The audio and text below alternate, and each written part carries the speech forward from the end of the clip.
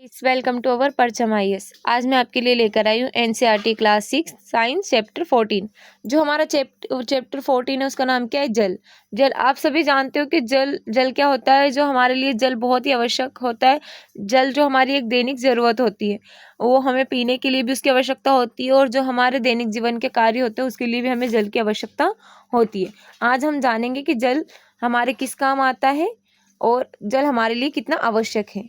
देखते हैं। सबसे पहले हम मान लीजिए किसी कारणवश आपके परिवार को एक सप्ताह तक प्रतिदिन एक बाल्टी जब मिलता है, मतलब जो हमारे पूरे परिवार के लोग हैं उनको सिर्फ एक सप्ताह के लिए, हर रोज के लिए, हर दिन कितना, सिर्फ एक बाल्टी पानी मिलता है।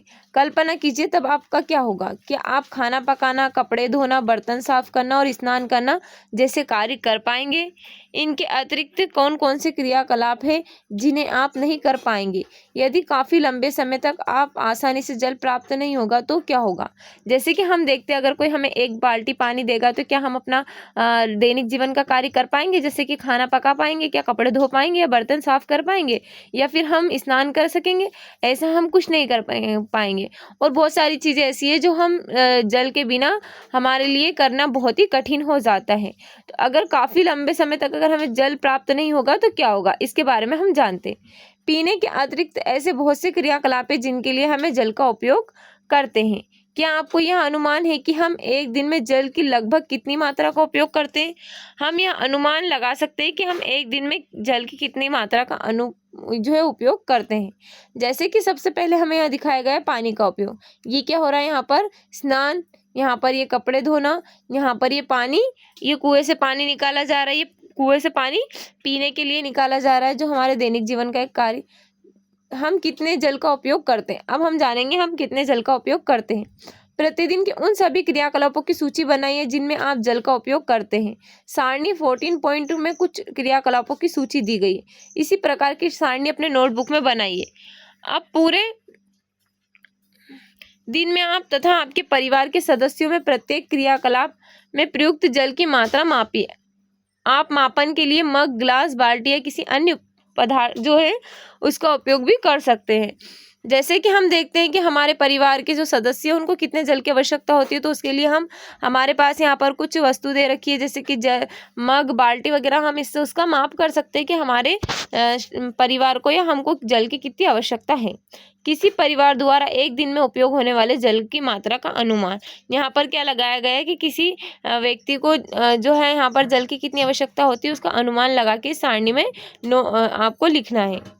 अब आप यहाँ जान गए होंगे कि प्रतिदिन आपके परिवार में लगभग कितने जल का उपयोग हो रहा है। इस जानकारी का उपयोग करके यह गणना कीजिए कि आपके परिवार को एक वर्ष में कितने जल की आवश्यकता होती है। अब जल की इस मात्रा को अपने परिवार के सदस्यों की संख्या से विभाजित कीजिए।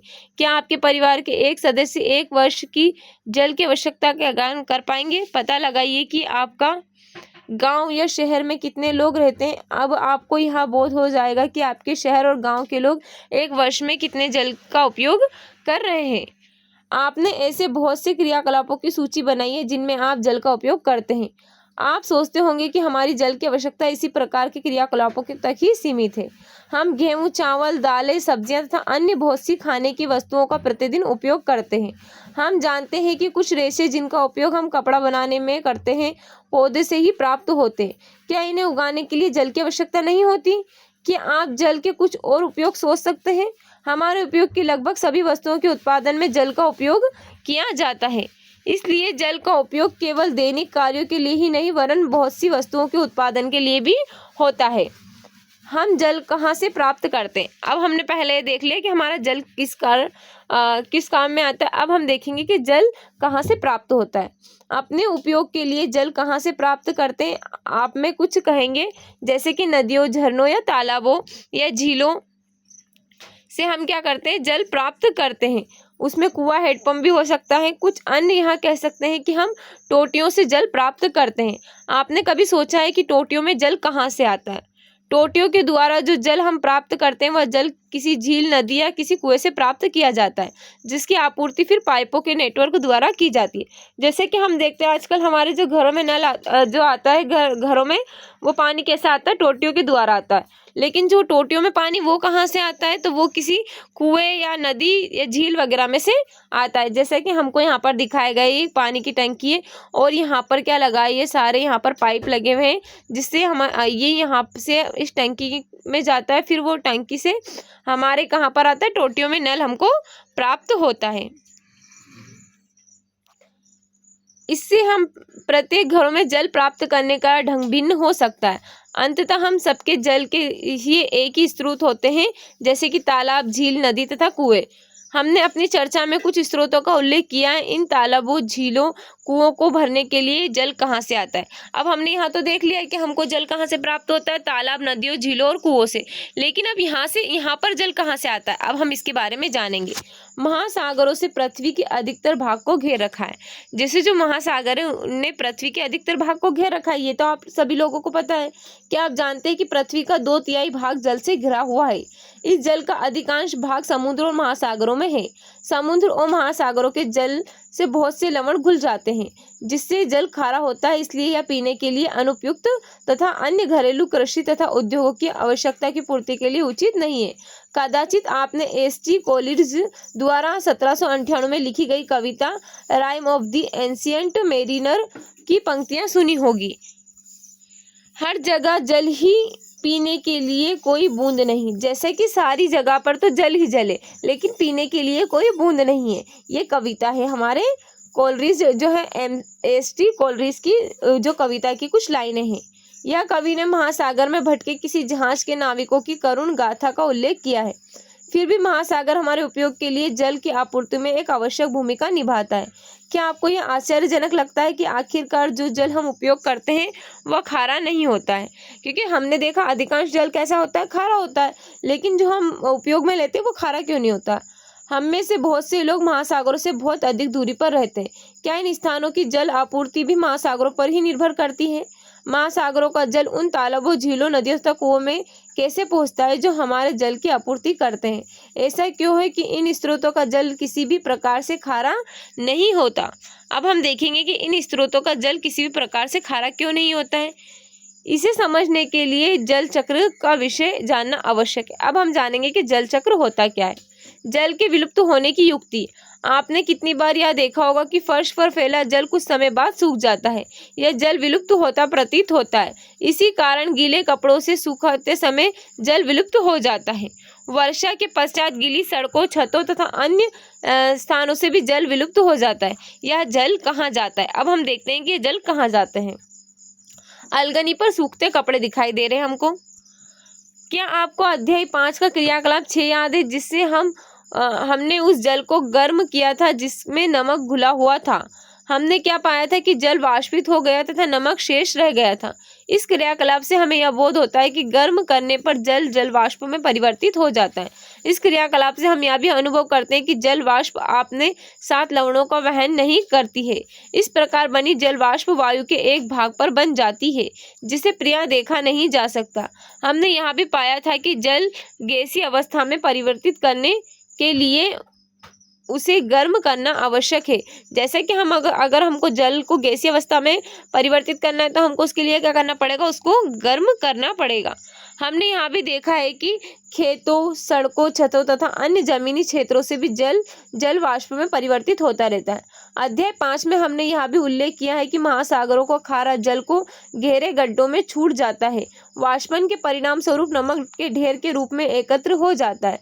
वाष्पन के लिए आवश्यक यह ऊष्मा जल को कहाँ से प्राप्त होती है? आइए इसका पता लगाते हैं। अब हम यहाँ पर क्या करते हैं? क्रियाकलाप 2 करके देखते हैं। 2 एक जैसी प्लेट लीजिए। एक प्लेट को सूर्य के प्रकाश में धूप में तथा दूसरी को छाया वाले स्थान पर रखिए। इन दोनों प्लेटों में बराबर मात्रा में जल भरिए। जल को मापने के लिए आप किसी बोतल के ढक्कन का उपयोग कर सकते हैं। ध्यान रखिए कि जल इधर उधर न झलके। प्रत्येक 15 मिनट के पश्चात दोनों प्लेटों का परीक्षण कीजिए। क्या जल विलुप्त होता प्रतीत होता है? किस प्लेट का जल पहले विलुप्त हो जाता है? जल के वाष्पन के लिए ऊर्जा का स्रोत क्या है? जैसे कि हम देखते हैं कि जल जो है कि हमारा वाष्पित होता है, लेकिन उसका स्रोत क्या है? उसके वाष्पन का। दिन के समय सूर्य की किरणें महासागरों, नदियों, झीलों तथा तालाबों में भरे जल पर पड़ती है। खेत तथा अन्य भूमि क्षेत्र में भी सूर्य की किरणों के ग्रहण करते हैं। इसके फलस्वरूप इन सभी जल निरंतर वाष्पन में परिवर्तित होता रहता है, तथापि जल में घुले लवण शेष रह जाते हैं। जैसे कि हम देखते हैं, जो हमारा जल क्या हो जाता है, वाष्पित हो जाता है, और जो उसके लवण वो शेष बच जाते हैं। सूर्य के प्रकाश में, धूप और छाया में जल का वाष्पन दिखाई दे रहा है हमको यहाँ पर।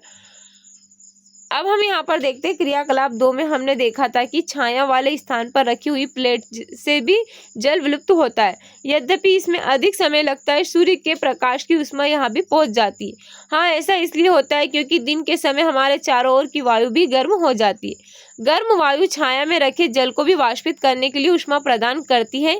इस प्रकार जल के सभी खुले पृष्ठों से वाष्पन की क्रिया होती रहती है। इसके फलस्वरूप वायु में जल वाष्प निरंतर मिलती रहती है। तथापि जल का वाष्पन एक धीमी प्रक्रिया। यही कारण है कि जल से भरी किसी बाल्टी से जल की इस क्षति को हम बहुत कम देख पाते हैं। सूर्य के प्रकाश में वाष्पन तेजी से होता है। जल को किसी बर्नर पर गर्म करने पर वाष्पन और अधिक तेजी से होता है। जल वाष्प के वायु में अंतरित होने का अन्य प्रक्रम भी है। जैसे जो वायु में अंतरित और जो जल होता है वाष्प, उसके कहीं और अन्य प्रक्रम भी है। पौधों द्वारा जल की क्षति। अब हम देखते हैं पौधों द्वारा जल की क्षति कैसे होती है। हमने अध्याय 7 में पढ़ा है कि सभी पौधों को वृद्धि के लिए जल की आवश्यकता होती है। जो पौधे होते हैं उनको काय की आवश्यकता होती है, जल की आवश्यकता होती है। जो हमारा इस जल को कि कुछ मात्रा का उपयोग अपना भोजन बनाने में करते हैं तथा कुछ मात्रा को अपने विभिन्न भागों को सुरक्षित रखने में करते हैं। पौधे इस जल का शेष भाग वाष्पोत्सर्जन प्रक्रम द्वारा जल वाष्प के रूप में वायु में मुक्त कर देते हैं। आपको अध्याय 7 का वह क्रियाकलाप 4 याद है जिसमें आपने पत्तियों द्वारा जल के वाष्पोत्सर्जन का प्रेक्षण किया था। वायु में जल वाष्पन तथा संघनन के प्रक्रमों द्वारा प्रवेश करता है। क्या यह जल सदा के लिए लुप्त हो जाता है? नहीं, यह हमें पुनः प्राप्त हो जाता है, जैसा कि हम देखेंगे। अब हम देखेंगे बादल कैसे बनते हैं। बादल कैसे बनते? क्रियाकलाप 3 करके। जल से आधा भरा गिलास लीजिए, गिलास को बाहर से सूखे कपड़े से पोंछिए, जल में कुछ बर्फ डालिए, 1 या 2 मिनट तक प्रतीक्षा कीजिए। गिलास के बाहरी पृष्ठ में होने वाले परिवर्तनों का प्रेक्षण कीजिए। गिलास की बाहरी सतह पर जल की बूंदें कहाँ से आती है? बर्फ युक्त जल से भरे गिलास की बाहरी सतह पर बाहर की हवा को ठंडा कर देती है और जल वाष्प गिलास की सतह पर संघनित हो जाता है। संघनन के इस प्रक्रम को अध्याय 5 के क्रियाकलाप 7 में देखा था। हमने क्या देखा था? जब संघनन कैसे होता है, हमने क्रियाकलाप 7 में देखा था। बर्फ व जल से भरे गिलास के बाहरी पृष्ठ पर जो है हमारे यहाँ पर जल की कुछ बूंदें हमको ये दिखाई दे रही है। ये क्या होता है? हमारे जल वाष्पन की एक प्रक्रिया है। जल को पृथ्वी के पृष्ठ पर पुनः वापस लाने में संघनन प्रक्रम की एक महत्वपूर्ण भूमिका है। यह कैसे होता है? जैसे जैसे हम पृथ्वी के पृष्ठ से ऊपर जाते हैं, ताप कम होता जाता है। जैसे जैसे वायु ऊपर उठती है, ठंडी होती जाती है। पर्याप्त ऊंचाई पर वायु इतनी ठंडी हो जाती है कि इसमें उपस्थित जल वाष्प संघनित होकर छोटी छोटी जल की बूंदें, जिन्हें जल कणिका कहते हैं, में परिवर्तित हो जाती है। यही छोटी जल कणिकाएं जो वायु में तैरती रहती है, हमें बादलों के रूप में दिखाई देती है। इस प्रकार बनी हुई बहुत सी जल कणिकाएं आपस में मिलकर एक बड़े आमाप की जल की बूंदें बनाती है। जैसे कि हमको यहाँ पर ये दिखाई दे रहा है, क्या दिखाई दे रहा है? हमारा बादल। इनमें से कुछ जल की बूंदें इतनी भारी हो जाती है कि वे नीचे की ओर गिरने लगती है। इन गिरती हुई बूंदों को भी हम क्या कहते हैं? हम क्या कहते हैं? इनको वर्षा कहते हैं। विशेष परिस्थितियों में हम ओले या हिम के रूप में गिर सकती है। क्या होता है कि विशेष रूप होता है तब ये क्या करती है? ओले या हिम के रूप में गिर जाती है। इस प्रकार के वाष्पन तथा वाष्पोत्सर्जन द्वारा जल वायु में चला जाता है। बादल बनते और वर्षा, ओले तथा हिम के रूप में जल पुनः धरती पर वापस आता है। अब हम देखेंगे पुनः महासागरों की ओर। अब जल जो है पुनः महासागरों की ओर कैसे जाता है? वर्षा तथा हिम के रूप में पृथ्वी के विभिन्न भागों में आए जल का क्या होता है? प्रिय, समस्त भूपृष्ठ महासागरों के तल से ऊंचे है। वर्षा तथा हिम के रूप में भूमि पर गिरा अधिकांश जल अंततः महासागरों में वापस चला जाता है। यह विभिन्न ढंगों से होता है। पर्वतों पर हिम पिघलकर जल बन जाती है। यह जल पहाड़ों से झरनों तथा नदियों के रूप में नीचे गिरता है। कुछ जल जो वर्षा के रूप में भूमि पर गिरता है, वह भी नदियों और झरनों के रूप में बह जाता है। अधिकांश नदियां भूमि पर लंबी दूरी तय करती है और अंततः किसी समुद्र या महासागर में गिर जाती है। तथापि कुछ नदियां का जल झीलों में बह जाता है। वर्षा का जल भी झीलों तथा तालाबों को भर देता है। वर्षा के जल का कुछ भाग भूमि द्वारा सोख लिया जाता है और मृदा में विलुप्त हुआ प्रतीत होता है। इस जल का कुछ भाग वाष्पन और वाष्पोत्सर्जन द्वारा वाष्प वायु में चला जाता है। कहाँ पर चला जाता है? वाष्प वायु में। ये वर्षा का जल झरनों और नदियों के रूप में बहता है। ये हमको यहाँ पर दिखाया गया है। शेष जल धीरे धीरे भूमि से नीचे रिसता रहता है। इस जल का अधिकांश भाग हमें भौम जल के रूप में उपलब्ध हो जाता है। कुओं का भरण भौम जल से ही होता है। इसी प्रकार कुछ झीलों का जल स्रोत भी भौम जल ही होता है। हैंडपंप नलकूप खींचा गया जल भौम जल से ही आता है। जिन क्षेत्रों में अधिक हैंडपंप या नलकूप उपयोग होते हैं वहां पर भौम जल प्राप्त करने के लिए हमें गहरी खुदाई करने की आवश्यकता होती है। अति उपयोग के कारण भौम जल के स्तर या क्षति चिंता का विषय है। जैसे कि हम देखते हैं कि हमारा जो बारिश का पानी होता है वो क्या करती है, जो हमारी जमीन या हमारी जो भूमि वो सोख लेती है, तो वो क्या होता है, हमारे भौम जल के रूप में उपयोग में आता है। जैसे कि हम क्या करते हैं, कहीं पे कुएं की खुदाई होती है, ट्यूबवेल्स, नल्स, हम ये हेड पंप्स ये सब लगाते हैं, तो ये सब हमको कहाँ से प्राप्त होता है? भौम जल के रूप में।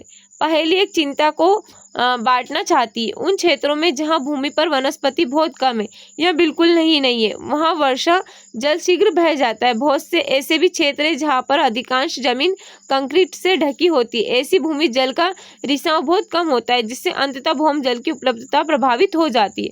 वर्षा का बहता जल अपने साथ मृदा के ऊपरी पृष्ठ को भी बहा ले जाता है। अब हम यह जानते हैं कि भूमि की सतह पर वर्षा रूपी जल ओलों तथा हिम के रूप में महासागरों में वापस पहुंच जाता है। इस प्रकार जल पृथ्वी की ऊपरी सतह से जल वाष्प के रूप में वायु में जाता है। वर्षा ओलों तथा हिम के रूप में जल वापस लौटता है। अब हम देखते हैं वर्षा और हिम के रूप में जल हमको वापस लौटता हुआ दिखाई दे रहा है। ये हमारा क्या है? जल चक्र हमको दिखाया गया है। अंत में वापस महासागरों में लौट जाता है। जल के इस प्रक्रम को चक्रण और जल चक्रण कहते हैं। समुद्र तथा भूमि के बीच यह जल चक्र एक निरंतर प्रक्रम है। यह भूमि पर जल की आपूर्ति बनाए रखता है। यदि भारी वर्षा हो तो क्या होगा? अब हम देखेंगे कि भारी वर्षा होती है तो क्या होता है। वर्षा का समय, अवधि तथा मात्रा विभिन्न स्थानों पर भिन्न भिन्न होती है। संसार के कुछ भागों में पूरे वर्ष वर्षा होती रहती है, जबकि ऐसे स्थान भी है जहां पर वर्षा कुछ दिनों के लिए ही होती है।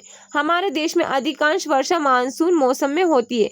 विशेषतः गर्मी के गर्म दिनों के बाद वर्षा हमें राहत प्रदान करती है। बहुत सी फसलों का बोया जाना मानसून के आने पर निर्भर रहता है। जैसे कि बहुत सारी जो है क्या होती है, फसलें मानसून में बोई जाती है, परंतु अत्यधिक वर्षा से बहुत सी समस्याएं हो सकती है। भारी वर्षा से नदियों, झीलों, तालाबों का जल का स्तर बढ़ सकता है। ऐसा होने पर जल एक बड़े क्षेत्र में फैलकर बाढ़ का कारण बन जाता है। यह खेतों, वनों, गांव और शहरों को जलमग्न कर सकता है। हमारे देश में बाढ़ से फसलें, पालतू जानवरों, संपत्ति तथा मानव जीवन के अपार क्षति होती है। जैसा कि हमको यहाँ पर दिखाई दे रहा है, क्या है, यहाँ पर भारी वर्षा के कारण होने वाला यहाँ पर जो ये बाढ़ का दृश्य दिखाया गया है हमको। अब ये हमारा क्या है, किसी बाढ़ ग्रस्त क्षेत्र का दृश्य। बाढ़ के समय जल में रहने वाले जीव भी बह जाते हैं। फिर यह जब बाढ़ का जल उतरता है तो ये जलाशय जीव थल भाग में फंसकर मर जाते हैं। वर्षा भूमि पर रहने वाले जीवों को भी प्रभावित करती है यदि काफी समय तक वर्षा न हो। अभी हमने देखा कि अगर अत्यधिक वर्षा होगी तो वो भी क्या होती है, हमारे मानव जीवन के लिए या सभी जीवों के लिए बहुत ही नुकसानदायक होती है। लेकिन अगर वर्षा कम हो तो क्या होगा? क्या आप कल्पना कर सकते हैं कि यदि किसी क्षेत्र में एक वर्ष या उससे अधिक समय तक वर्षा न हो तो क्या होगा? वाष्पन एवं वाष्पोत्सर्जन द्वारा मृदा से लगातार जल की क्षति होती रहती है, क्योंकि यहाँ वर्षा द्वारा वापस नहीं लाया जा रहा है, इसलिए मृदा सूख जाती है। उस क्षेत्र के तालाबों, कुओं में जल का स्तर गिर जाता है और उनमें से कुछ सोख भी लिया जाता है। भौम जल में भी कमी हो जाती है, इससे सूखा पड़ सकता है। सूखे की स्थिति में खाद्यान्न और चारा प्राप्त करना दुर्लभ हो जाता है। कदाचित आपने हमारे देश या संसार के कुछ भागों में पड़े सूखे के बारे में सुना होगा। क्या आपको जानकारी है कि इन क्षेत्रों में रहने वाले लोगों को किन किन कठिनाइयों का सामना करना पड़ता है? इन परिस्थितियों में पशुओं और वनस्पतियों का क्या होता होगा? आपने माता पिता तथा पड़ोसियों से इस बारे में चर्चा कीजिए और समाचार पत्रों में जो है यहाँ पर आप समाचार पत्र या मैगजीन पढ़कर इनके बारे में पता भी लगाने का प्रयास कर सकते हैं। हम जल को कैसे संरक्षित कर सकते हैं? अब हमने देख लिया है कि अगर जल ज़्यादा होगा तो क्या होगा और जल कम होगा तो क्या होगा। अब हम देखेंगे कि जल को हम संरक्षित कैसे रख सकते हैं। पृथ्वी पर जो उपलब्ध जल का केवल एक छोटा सा भाग ही पौधों, जंतुओं तथा मनुष्य के उपयोग के लिए उपयुक्त होता है। अधिकांश जल महासागरों में है, जिसे सीधे ही उपयोग नहीं लाया जा सकता। जब भौम जल का स्तर अत्यधिक गिर जाता है तब भौम जल का और अधिक उपयोग नहीं कर सकते। पृथ्वी पर जल की कुल मात्रा समान रहती है, परंतु उपयोग के लिए उपलब्ध जल की मात्रा अत्यंत सीमित है और अति उपयोग के कारण घटती रहती है। जल की मांग प्रतिदिन बढ़ रही है। जनसंख्या वृद्धि के साथ साथ जल का उपयोग करने वाले लोगों की संख्या भी बढ़ रही है। बहुत से नगरों में जल भरने के लिए लंबी कतारों को देखना एक साधारण दृश्य हो गया है। खाने की वस्तुओं के उत्पादन और उद्योगों में भी जल की अत्यधिक मात्रा का उपयोग हो रहा है। इन्हीं कारणों से संसार के बहुत से भागों में जल की कमी हो गई है। इसलिए यह आवश्यक है कि जल का विवेकपूर्ण उपयोग किया जाना चाहिए। हमें सावधानी बरतनी चाहिए जिससे कि हमारा जल व्यर्थ ना हो। ये हमको क्या दिखाई दे रहा है? जल के लिए एकत्र लंबी कतार दिखाई दे रही है, जो जल के लिए यहाँ पर लोगों ने लगाई हुई है। अब हम देखेंगे वर्षा के जल का संग्रहण। अब हम वर्षा के जल का संग्रहण कैसे कर सकते हैं? वर्षा के जल को एकत्र करना, उसका भंडारण करके बाद में प्रयोग करना जल की उपलब्धता में वृद्धि करने का एक उपाय है। इस उपाय द्वारा वर्षा का जल एकत्र करने को वर्षा जल संग्रहण कहते हैं। वर्षा जल संग्रहण का मूल मंत्र यह है कि जल जहाँ गिरे वहीं एकत्र कीजिए।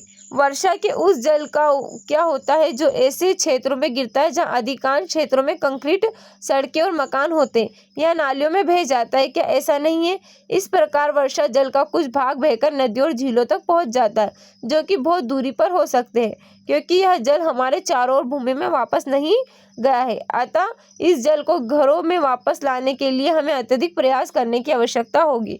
वर्षा जल संग्रहण की यह 2 तकनीकों का उल्लेख किया गया। अब हम देखते हैं कि जो वर्षा का जल संग्रहण किन्हीं 2 तकनीकों से हम कर सकते हैं। छत के ऊपर वर्षा जल संग्रहण। इस प्रणाली में भवनों की छतों पर एकत्रित वर्षा जल को भंडारण टैंक में पाइपों द्वारा पहुंचाया जाता है। इस जल में छत पर उपस्थित मिट्टी के कण हो सकते हैं, जिन्हें उपयोग करने में पहले निस्संदिग्ध करना आवश्यक है। इस जल को भंडारण टैंक में एकत्रित करने के स्थान पर सीधे ही पाइपों द्वारा जमीन में बने किसी गड्ढे तक ले जाया जा सकता है, जहां से यह मिट्टी के रिसाव द्वारा भौम जल की पुनः पूर्ति करेगा।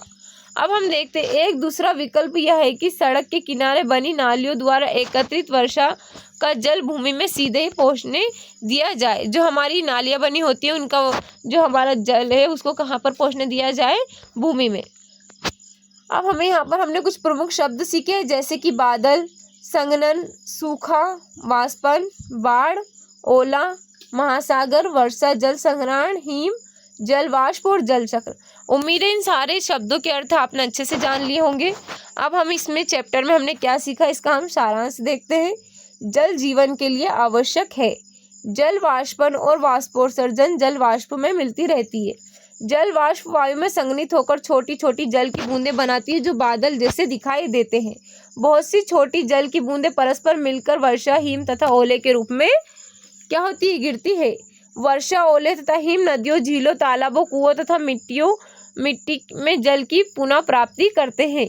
महासागरों तथा जलीय भागों के बीच जल का चक्रण को जल चक्र कहते हैं। अत्यधिक वर्षा से बाढ़ आती है, जबकि लंबे समय तक वर्षा न होने पर सूखा पड़ सकता है। पृथ्वी पर उपयोग करने के योग्य जल की मात्रा सीमित है, इसलिए विवेकपूर्ण उपयोग करना आवश्यक है।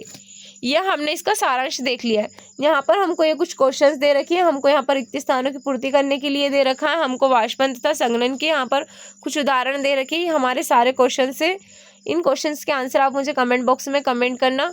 उम्मीद है जो आज का हमारा चैप्टर आपको अच्छा लगा। अगर आपको हमारा चैप्टर अच्छा लगा है तो इसी तरह की अपडेट के लिए हमारे चैनल को सब्सक्राइब करें और बेल आइकन को दबाना ना भूलें। Okay, thank you so much.